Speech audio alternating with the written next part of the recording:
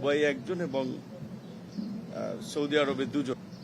আহমদ আলী তার লাশ গ্রহণ করেছি এবং এই বিষয়টি শুরু থেকেই যখন মধ্যপ্রাচ্যের এই সংকট শুরু হয়েছে, মাননীয় প্রধানমন্ত্রী জনাব তারেক রহমান, পররাষ্ট্র মন্ত্রণালয়, প্রবাসী কল্যাণ ও বৈদেশিক কর্মসংস্থান মন্ত্রণালয় সহ সংশ্লিষ্ট সকলকে নির্দেশনা দিয়েছিলেন যখন ফ্লাইটগুলো বন্ধ হচ্ছিল যাত্রীদের থাকার ব্যবস্থা করা সহ তাদের সংকট নিরসনে সমন্বয় করে কাজ করা। এবং আজকেও আমরা দুজন নিহতদের পরিবারের সাথে কথা বলেছি। বাচ্চু মিয়ার পরিবার, টাঙ্গাইলের যিনি মারা গিয়েছেন, আমাদের মাননীয় পররাষ্ট্র প্রতিমন্ত্রী শামা ওবায়দ, তিনি তার পরিবারের সাথে কথা বলেছেন। মাননীয় প্রধানমন্ত্রী তারেক রহমানের পক্ষ থেকে তার পরিবারের প্রতি সহমর্মিতা এবং সহযোগিতা, সামগ্রিক আশ্বাস এবং তাদের পরিবারের লাশ যেন তাদের কাছে আমরা পৌঁছে দিতে পারি সেই বিষয়ে তাদের সাথে কথা হয়েছে। কিশোরগঞ্জের যিনি মারা গিয়েছেন তার সাথেও আমরা কথা বলেছি এবং আমাদের যারা আহত আছেন এ পর্যন্ত আমাদের কাছে যে তথ্য আছে প্রায় 14 জনের মতো আহত আছেন। তাদেরকে আমাদের সংশ্লিষ্ট দেশের দূতাবাসগুলো পূর্ণাঙ্গ সেবা দিয়ে যাচ্ছে।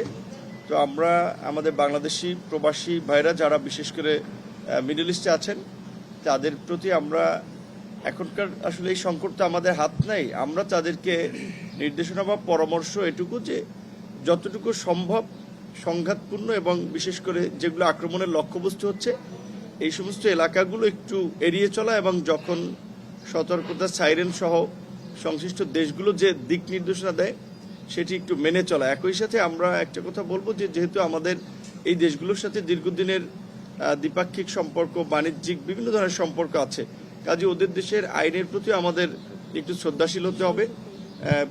এমন ধরনের কন্টেন্ট অনলাইন মিডিয়াতে না দেওয়া যেটাতে আসলে তাদের আপত্তি থাকে। আসলে আমরা এখানে এসেছি খুবই হৃদয় বিদারক একটা অবস্থায়, বলার কিছুই নাই। আমরা সবসময় বলে আসছি যে বাংলাদেশের কাছে বাংলাদেশের নাগরিকদের নিরাপত্তা সবচেয়ে বেশি গুরুত্বপূর্ণ আমাদের কাছে।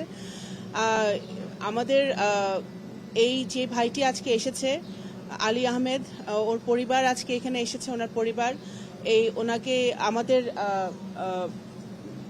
প্রবাসী কল্যাণ মন্ত্রণালয় সচিব সহ আমাদের কর্মকর্তারা এবং তার পরিবারের সদস্যরা আলী আহমেদের কে নিয়ে ওনার মৌলভীবাজারে তার যে গ্রামের বাড়ি ওখানে নিয়ে যাবে। আমাদের প্রবাসী কল্যাণ মন্ত্রী আরিফ সাহেব অলরেডি মৌলভীবাজারে অবস্থান করছেন। আমাদের সরকারের পক্ষ থেকে আমরা যতটুক আমাদের নাগরিকদের পাশে থাকা যায় সেটা আমরা করার চেষ্টা করছি।